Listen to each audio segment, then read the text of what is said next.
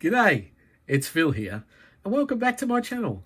Today we're going to be looking through $2 coins again, looking for commemorative coins, rare coins, and coins worth more than face value.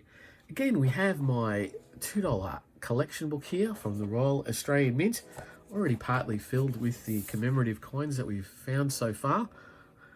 And we've only got 5 to go, but they are 5 of the hardest ones to go. Particularly this 2015 centenary of Anzac Cove landings, and for me here in Melbourne, the 2022 honeybee. Not many of those around at all. We'll put the book to the side and we'll grab a roll of coins. We've got $2 coins in $50 rolls. The paper says Armour Guard. We've got Armour Guard rolls today, and what we're going to try and do is look for coloured and commemorative coins. If I can get into this roll, it's not playing ball today. Very tight. So what we'll do is we'll go through the coins front and back. We'll be looking out for coins of note as well as coins of low mintage and any error coins that we come across. That is the standard $2 coin design. It's the Aboriginal Elder. This one's from 2005, and the $2 coin was issued in 1988 for the very first time. Prior to that, there was a $2 note. So that is the first year that the $2 was issued, 1988. On the front design there, on the bottom left of the Aboriginal Elder, you'll see initials HH. That was Hurst Horn, and he designed the $2 coin, this Aboriginal Elder design, and then from 1988 and 1989 it had the HH there, but then from then on there's no HH. But the 2 years where the HH was issued, the 1988 and 1989, between them there was 190 million coins issued in those 2 years. 190 million coins. So the HH is not a common coin. It is very common, with 190 million of those coins issued in those 2 years. And what we look for here is coins worth more than face value, and that means low mintage coins, not high mintage coins. So we never keep the HH coins. We never even talk about the HH coins. If you're watching this video for the very first time, this will be mostly the first time any of my other viewers have heard about the HH coin like that either. But we look for low mintage coins, and the very first commemorative coin that was issued in the $2 denomination was in 2012, and there was 2 coins issued in that year. In 2012, the Royal Australian Mint issued a Remembrance gold poppy, and there was 5.8 million of those, and that's quite a lot of coins. And they also issued a red poppy, which was very similar to the gold poppy, but instead of having a gold poppy design in the center of the coin, which was formed as part of the minting process, they stamped a red poppy on a field of words.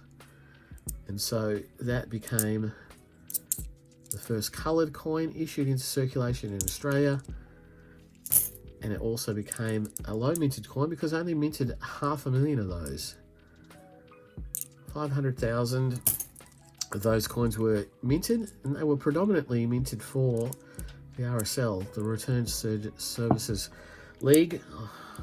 The RSLs across the country were gifted or given those coins to use to raise funds for RSL sub-branches across the country, and they put them into cards.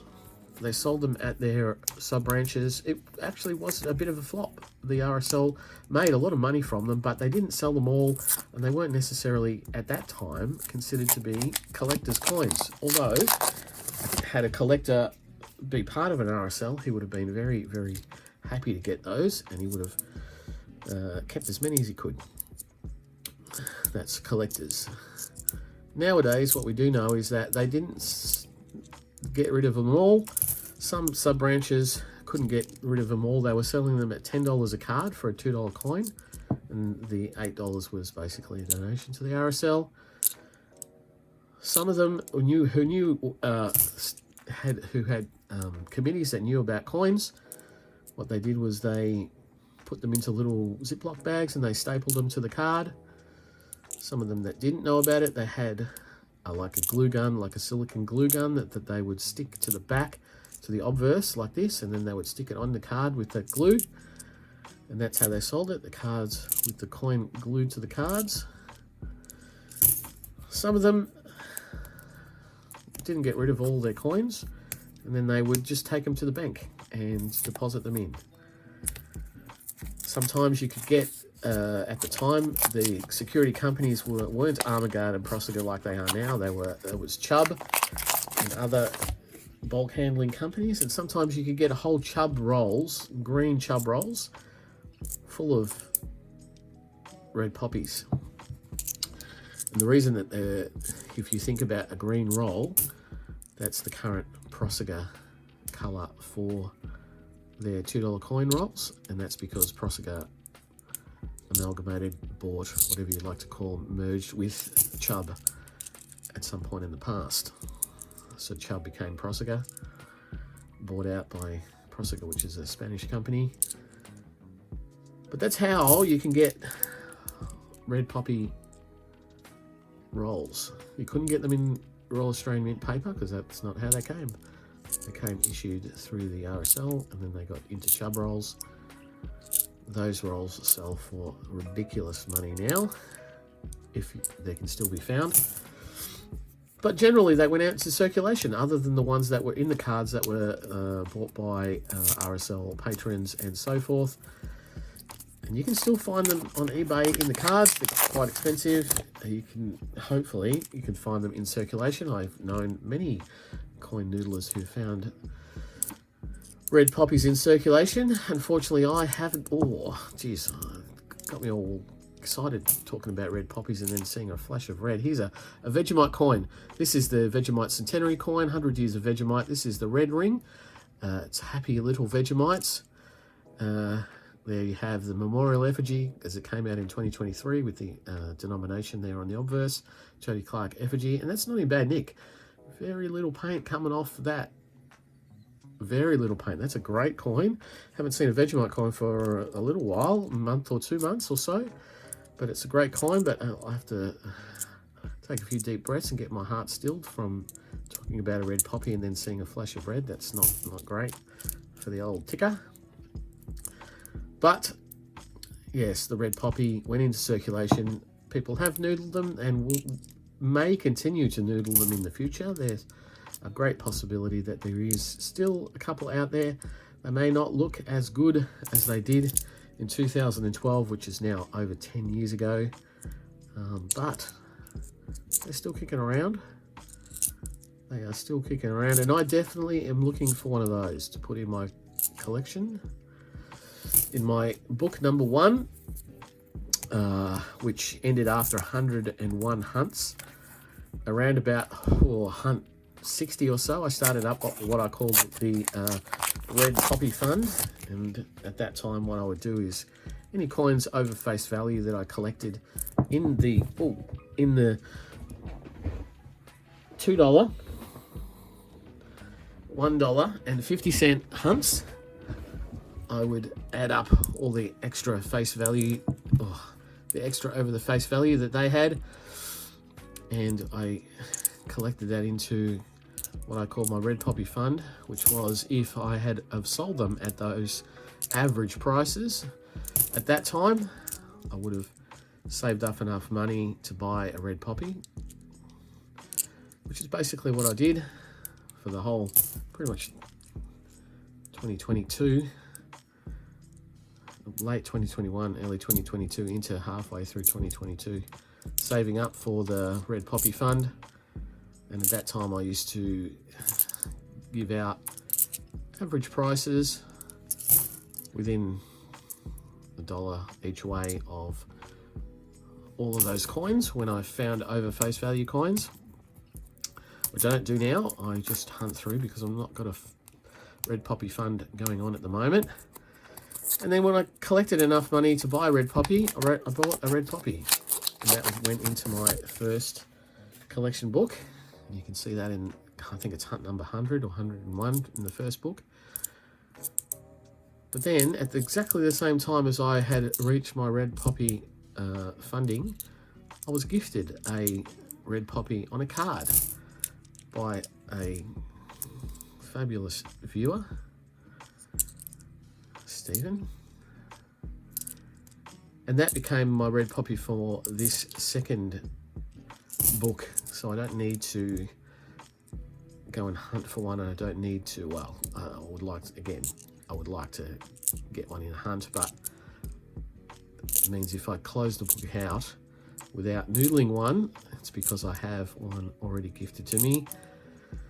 It's not usual that I would accept gifted coins for any of my books, but the red poppy was such an exception, such a rare gift, that I couldn't not accept it in good conscience, in the way that it was given to me, for the purpose that it was given to me. So I keep hunting for the red poppy, and maybe it'll go into the third book if we ever get around to getting that one. And I might even have to start up some other sort of fund if we get to 100 hunts without finding the last 5 coins that we're looking for at the moment. That is, oh, that's a 2015. That is the way it is at the moment.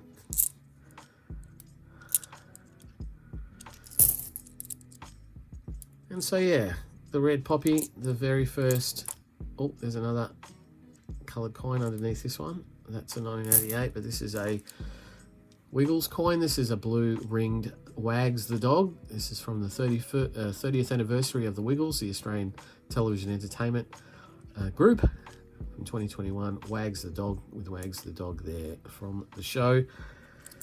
It's a corporate product. It's very similar to the 100 Years of Vegemite. The corporate product, it means it was issued in conjunction with Woolworths supermarkets.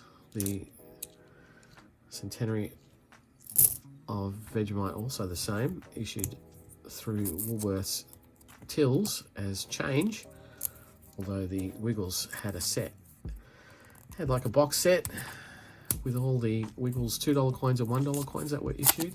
The $2 coins went into circulation. The $1 coins that were issued as part of the set were not intended for circulation. You can still find them in circulation every now and again, but they were not issued for release through the tills, just the $2 coins. Very similar with the Vegemite. So we've got 2 coins coming down to the last 2 rolls.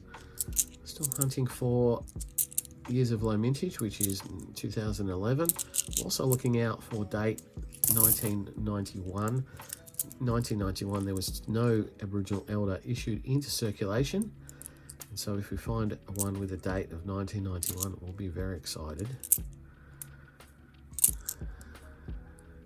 Oh, another 2015, but not Anzac Cove. That is pretty beaten up with a hammer by the looks of it. But any other coloured and commemorative coin is also a low minted coin, so we always put those into our wider $2 coin collection. Oh, it's very hard to open these rolls today. Fingernails are taking a beating, but we are right now on the last roll and hoping for a bit of last roll luck. And there we have it. 2022, 2006. But yeah, that's a bit of history on the red poppy. The gold poppy, as I said, is quite highly minted. 5.8 million of those. These days, 10 or so years later, it is still relatively hard to find them, and they some of them do look like they have had a relatively hard life. If you want one, hang on a second. Geez, sorry about that. That has never happened before. Had a animal emergency going on there. But yes, now we're near the very end. Totally lost my train of thought, but a very nice looking 1988 HH. And then lastly, a 2008. Yes, so again, a very skinny hunt. Just Wags the dog from the 30th anniversary of the Wiggles in 2021. And the red ring for the Vegemite centenary. Happy little Vegemites there. 1923 to 2023 with the memorial effigy on it. The red ring, there was also a yellow and a black ring, but this is, I think the red ring is the nicest one, and this is in pretty good nick. Happy to have a happy little Vegemite. But if you like what I do, please think about subscribing. Give me the thumbs up. Let me know if you are also having pretty skinny hunts in your area, and also I wouldn't mind knowing how common are the gold poppies in your area. Are they starting to become rare, or you only see them every now and again? But I will be back for more noodling in a couple of days, so I'll see you then. Bye.